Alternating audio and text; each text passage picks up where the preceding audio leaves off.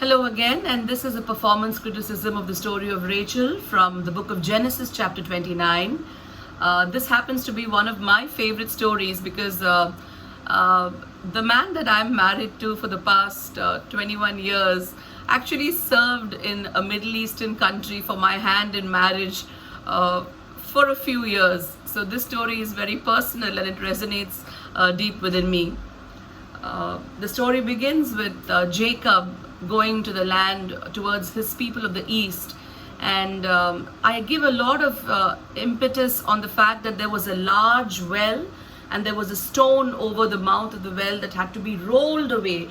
I use an action of rolling away because it's not possible maybe by one person to have rolled such a large stone away.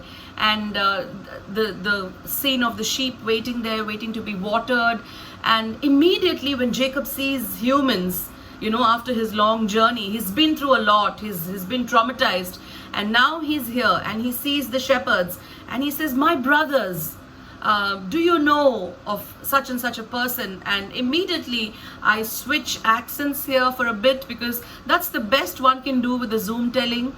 You can't use much of your body because we have limited technology. So I switch to a Middle Eastern accent here because I'm quite familiar with the way that our brethren in the Middle East speak. And they say, of course, we have known him. And immediately Jacob says, is he well? And out comes the answer, of course he's well. Look, there comes his daughter Rachel.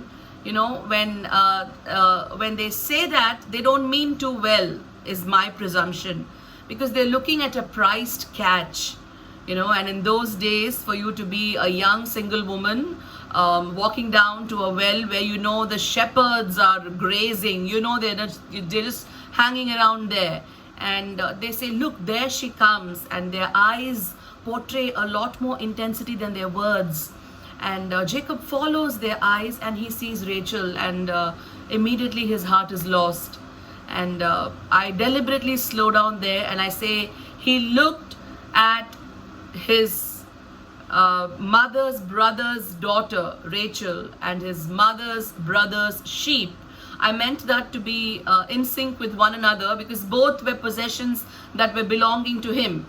And he shows a superhuman show of strength, so he moves away the stone. And before that, of course, he asks the shepherds, why don't you just go about your business? And they say, oh, no, it cannot be done, because it's at such a time that the sheep have to be watered and all of that. And when Laban comes into the picture, or Laban as we say it, everything changes. I want to portray this story with a bit of humor. So I'm imagining Jacob and Laban sitting down in a tent, and around them is dust from the sand that's all around, and a lot of cattle. It's not a very pleasant ambience to have dinner. The smell of the dung and the goats, the livestock, the smell of meat cooking, all of these come vividly into memory.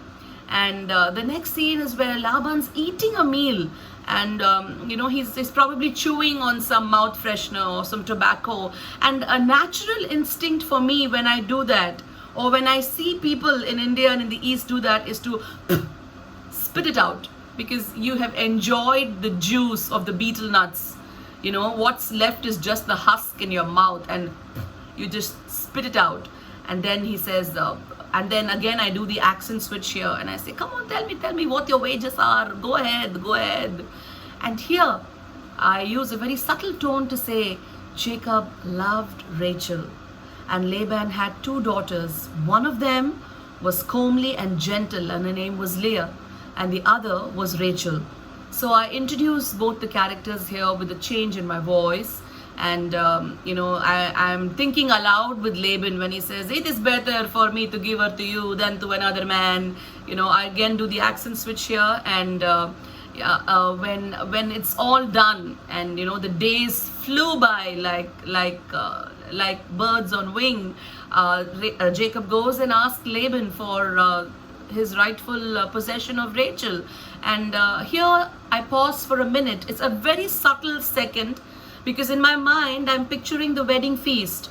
I'm hearing the tambourines, I'm hearing the bells, I'm hearing the women laughing and the sounds of them applying henna on the hands of the bride. I'm visually imagining a Middle Eastern wedding in the night. And then Jacob goes into the tent, and passion overtakes him, and in the morning he realizes it's Leah, and he's angered. So I portray that anger when Jacob goes to Laban, and I portray Laban as a very cool cucumber here. He just says, it is not good for me to give my younger one before the older one. It is not custom here, and you must serve another years. Go finish a week. A week is 7 years. Go finish a week. He's very casual about what he says. He doesn't show any remorse that he has actually cheated Jacob. And so it is, and the week is finished, and then they have Rachel and Leah. He's blessed with 2 wives. And then I introduce the story from Rachel's perspective, and that also with a tint of sarcastic humor, because she didn't have children. And she goes about and she says, give me children or I will die. It's like, give me liberty or give me death, that kind of a tone. And Jacob is angry. He says, am I God? Am I withholding you from having babies? What do you think, woman? It's that kind of a tone. And then, she remembers that she is the high class woman who has a handmaid. She gives the handmaid and says, go into her. The whole stretch of that passage is performed with the many times that Jacob goes into these handmaidens, and they conceive and they bear a son, and they name the sons after their predicament, which is really hilarious to me, because Jacob is really a busy man in these passages. First it's the handmaiden of Rachel, and miraculously she conceives again. So I use a gesture like this, and she conceived again. What I'm trying to tell the listener is that, look, this time nobody was asked to go into the maid. It was out of Jacob's own volition. And then Leah's handmaids. And soon, I know Jacob's had a trying year because he's been trying to produce so many progeny. And I can imagine the smug grin on Rachel's face and on Leah's face.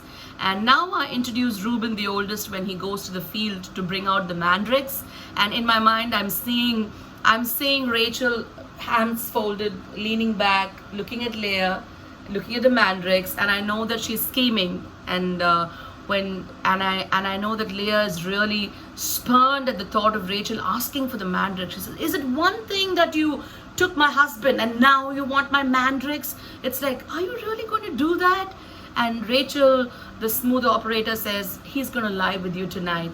He's going to satisfy your passions one more time. And when Jacob comes back in the evening to the tent, I can see Leah run to, and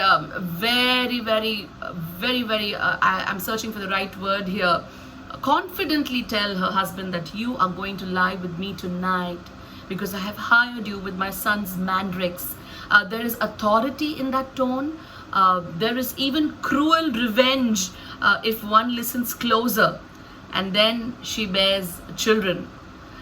So this whole passage of he going into the other women and bearing children and naming them, the entire history where the tribes of Israel are created, I wanted to give it a very humorous tinge because it's not easy for Jacob from a man's point of view. And finally, towards the end, I take on a more somber tone because Rachel is remembered by God.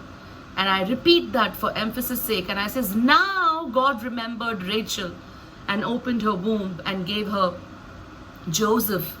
And the journey to the Tower of Eder is very distinctly on my mind because I can imagine a fully pregnant Rachel walking, with the flocks and with the children and with Leah and with all of Jacob's possessions.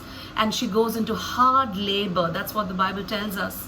And so as she's pushing that baby out, her soul departs. And I'm completely empathetic with Rachel's plight here. And even in that departure, she names her son Benoni. And quickly Jacob comes and changes the name to Benjamin. And when they pitch their tent at Eder, one part of me is rejoicing because they have found home. The other part of me is really sad because Rachel is gone and her children are left, motherless. And I imagine what Leah's plight would be to look after all these children. That's how I end the story. So the key takeaways for me from this story were humor, a subtle change in the accents, and vivid imagery of all these sights and sounds in the early days of the Old Testament. So that was my portrayal of Rachel, Laban, and Jacob. Thank you.